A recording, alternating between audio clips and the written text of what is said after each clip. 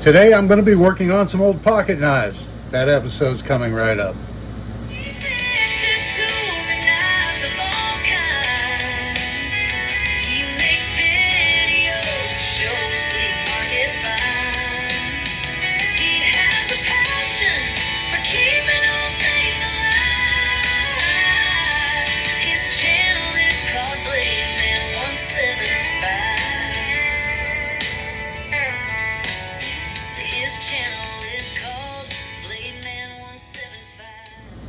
Hello everybody, and thanks for coming back for another video. This is Dave and I'm glad you're with me. I'm out here in the shop today working on some pocket knives. I've got this old Colonial right here, and this was an advertising knife originally, but as you can see the covers are missing. They fell off, and so I'm going to be making new inserts for it and just giving it a good cleanup. It does have some rust right here on the main blade. You can see that big chunk of rust right there. Otherwise it's just a bunch of patina. Needs a good sharpening, needs a good cleaning down inside. Yeah, down inside it's pretty rusty. But the main issue right now, before I do anything else to it, is I noticed the main blade is fairly loose. And the reason for that is, if you can see, the rivet has popped out of this outer scale. It's not even protruding through it anymore. You can see it there on that side, but it's not up on this side. So that's causing the blade to be very loose, and we can't have that. We need to fix that. So I'm going to do that first. I'm going to, rather than take this whole knife apart or take the spring pin out in order to replace that, what I'm going to try to do is clamp this up in my little mini vise right here and try to get that pin where it's lined up with that scale and everything. And then I'm going to take a tapered pin right here. So this is a nickel pin material, and I've sharpened it. I just chucked it up in my drill and put it on the sander and sharpened it. I'm gonna try to get these lined up and then just drive that new pin right into place, and we will see how that works out. Okay, that worked very well. Yeah, I just drove it through. Here's the old rivet that came out, and then I went ahead and sanded my point down, and I went ahead and peened that over. Got that in. All I have to do is cut the other end off and peen that over, and that's fixed. Okay, so I got the new pin in place. I put a couple drops of oil on it and checked it for tension and everything. Checked it for blade tension and everything, and it's perfect right now. It's working perfectly.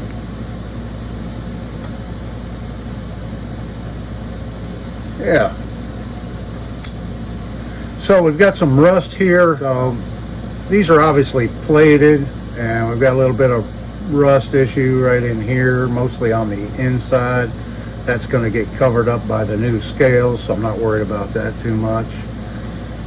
This side here still has remnants of the factory advertising sticker, or whatever this knife was advertising for. Some remnants of that I need to remove, and then I want to roughen these up really good because the new scales are going to be epoxied on, and that'll be a better surface for the epoxy to bite into if that's roughened up real good. So we'll do that. We'll get the inside cleaned up, get the blades cleaned up, and we'll see how good we can make this knife look. Be right back. Okay, let me show you where I'm at so far on this pocket knife. I got it cleaned up, that rust spot. So unfortunately that rust spot, it was pretty deep. So it's going to show, but that's okay. So I took my carbide cutter right here, burr cutter, and I was knocking these pins down so that they would be flush, and thought, well, while I was using that to do that, I went ahead and just used it to roughen up these scales. So they're nice and rough now to hold that glue better. And what I'm going to glue in there are these right here, little pieces of, basically it's like veneer that I made. I sanded down some of that spalted wild olive wood and made these two scales right here that I'm going to put on it. I'm going to epoxy these on. And I do have a sample pack of exotic hardwood veneers, and I could use those, but I like this wood. I like using it wherever I can. I still have quite a bit of it for small projects. But here's a picture I found online. In case anybody's interested, you can buy sample packs of exotic hardwoods in veneer form, and they'd be perfect for projects like this. There's a lot of different things you can find uses for veneer, and it would be perfect for inlays for something like this right here. Yeah, you could just go through and pick whichever one you wanted: Babinga, Purple Heart, Cocobolo, you know, ebony, whatever, and use that. So I'm at the point right now, I've got it cleaned up. I've got it cleaned up inside pretty nice and oiled it and everything down in there. So I'm going to wipe it down with some alcohol, mix up some epoxy, and get these scales glued, and then we'll show you what that looks like here in a second. Okay folks, I got this pocket knife done. I didn't tell you, but here's my template for making those inserts. I tried a piece of paper a few times, and I put the piece of paper down inside, and I ran my thumbnail around it, made a nice crisp edge, and then I took some scissors and I cut it out, and then I laid it in there, and it was too small, or it was bad in a little spot, and I did that 3 times and I gave up. So I pulled out my this is a 2-part molding putty, silicone molding putty, and you just use equal parts of it, mix it together until it's a uniform color, and then I just laid that down in there and made an exact mold. And so I used this as a template for cutting out my wood inserts so that they would be the right size. And here's what we came up with. This is how she turned out. Oop, slippery. It's got really nice action.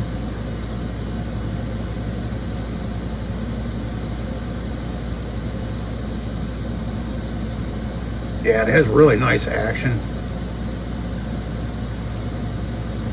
Nice little pocket knife, nice little jackknife. There's that really heavy rust spot. Yeah, that spot's really the worst thing on the whole knife. And then our cap lifter screwdriver. This blade's stamped USA on this side. Right there. But yeah, it has a nice feel, nice look to it.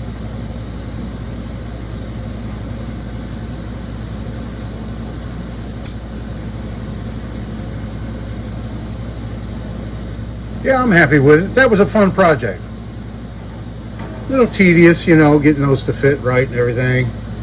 But definitely worth the effort, I think, for a very inexpensive pocket knife originally. Yeah, I just love it. I got a little spot right here I just noticed on the blade. I'll have to buff that out.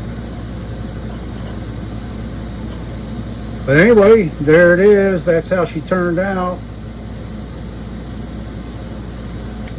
Our custom Colonial jackknife. Next up, I'm going to be working on this one here. And this is a Utica Cutlery Company, New York. Utica, New York. And I think I said before that I thought this might have been military issue. It may not have been. These are stainless steel scales on it, but they're magnetic, so they're 400 series stainless, and that's why it pitted right here. It doesn't have as much chromium as 300 series stainless does, so it doesn't have as much corrosion resistance. So we've got some pretty substantial pitting on the scale in this one spot right here, and it is missing the bail, but I got the pin kind of evened up now, and I got the start of a bail that I made right here. It's not the best, prettiest bail ever, but at least it'll have a bail again. I'll go ahead and pin that onto this after I get this knife cleaned up. I'll show you all these blades. This one here, pretty rusty, kind of rusty down inside. It does have brass liners in it. It hasn't seen oil since it was new, maybe. There's the punch blade, the main blade, and then the can opener, the older style can opener. And it has a little rust on it too. And it's fairly corroded down inside. Yeah, it's fairly corroded down inside there too. So I'm going to be working on this one next, and we'll get this one cleaned up. I'll see what I can't do. I'll see what I can't do as far as this pitting goes. I might be able to get some of that out. Some of it looks pretty deep, but I might be able to get it to where it's not as bad. We'll see. I'll be back in a minute. All right, folks. Glad you stuck with me. I just got this Utica camp knife done, and wipe this excess oil off. Here it is. Got a little bit of pitting in the main blade, not too deep, not bad. Here's the bail. It's a long bail on this one. Got a little bit of action back into it. There's a punch blade.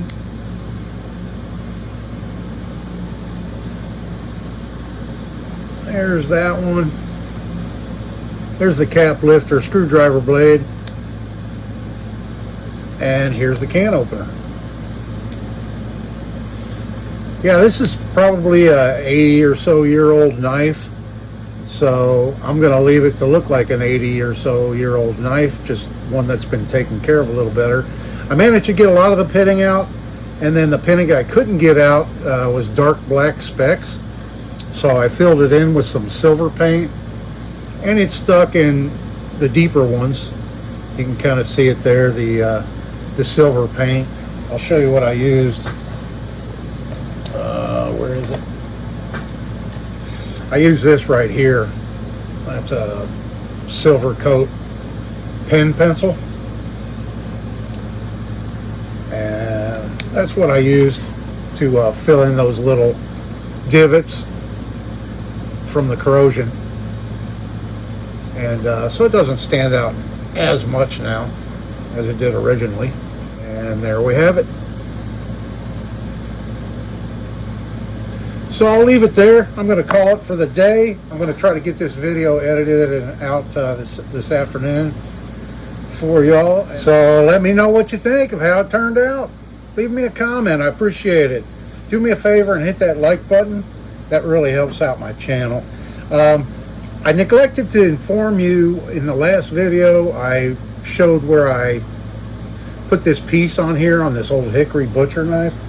And I forgot to say the glue I used.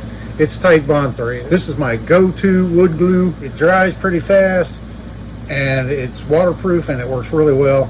So it's kind of my go-to, and that's what I use when I glued that back together. So that being said, it's Friday, so I hope everybody has a great weekend, and I hope you enjoyed the video. Leave me a comment down there. Hit the like, share, subscribe button, all that good stuff. All that helps me out. And I have plenty more knives to fix up and show you. So come back for those videos. I really do appreciate it. This is Dave. See you in the next one.